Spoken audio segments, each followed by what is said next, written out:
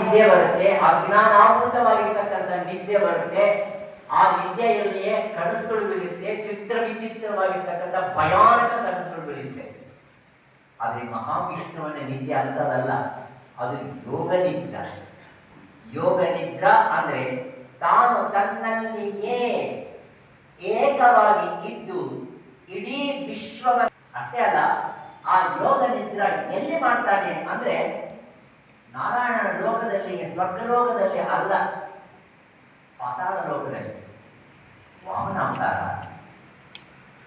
ಯಾಕಂದ್ರೆ ಭಾಗವತಕ್ಕೂ ವೇದಾಂತಕ್ಕೂ ನಿತ್ಯ ಸಂಬಂಧ ಇದೆ, ಆದರೆ ಕಥೆಗಳು ಇಲ್ಲದೇ ಭಾಗವತ ಇಲ್ಲ.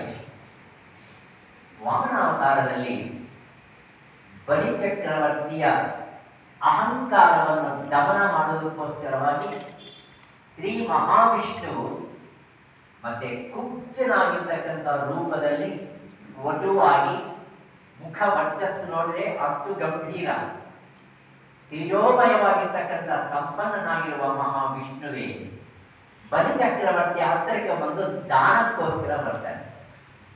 ಮಹಾವಿಷ್ಣುವಿಗೆ ಕೇಳಬೇಕಾಗಿರ್ತಕ್ಕಂಥ ಅವಶ್ಯಕತೆ ಇತ್ತು.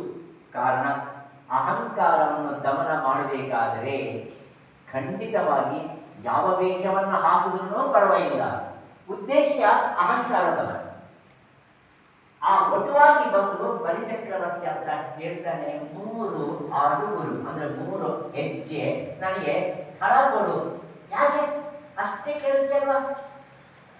ಅವಾಗ ಹೇಳ್ತಾನೆ, ನನಗೆ ಅಷ್ಟು ಮಾತ್ರ ಕೊಡು, ನಾನು ಅಲ್ಲಿ ಒಂದು ಆಸನವನ್ನು ಹಾಕೊಂಡು ನನ್ನ ಬಾಡಿ ನಾನು ಯಜ್ಞೋಪವೀತವನ್ನು ಹಾಕೊಂಡು ಉಪನಯನವನ್ನು ಮಾಡಿಕೊಂಡಿದ್ದೀನಿ. ನಾನು ಗಾಯತ್ರಿ ಮಂತ್ರ ಅನುಷ್ಠಾನ ಮಾಡಬೇಕಾದ್ರೆ ಅಷ್ಟು ಜಾಗ, ಅದನ್ನು ನಂದೇ ಆಗಿರ್ತಕ್ಕಂಥ ಜಾಗ ಆಗಬೇಕು, ಅದಕ್ಕೋಸ್ಕರ ಜಾಗ. ಎಂತ ಕ್ಷುಲ್ಲಕವಾಗಿರ್ತಕ್ಕಂಥದ್ದು ಹೇಳ್ತೀಯ? ಚಕ್ರವರ್ತಿ ಬಲಿಚಕ್ರವರ್ತಿ ಹತ್ತಿರಕ್ಕೆ ಬಂದು ಇಂಥದೇ ಕೇಳೋದು ಕೇಳಬೇಕು.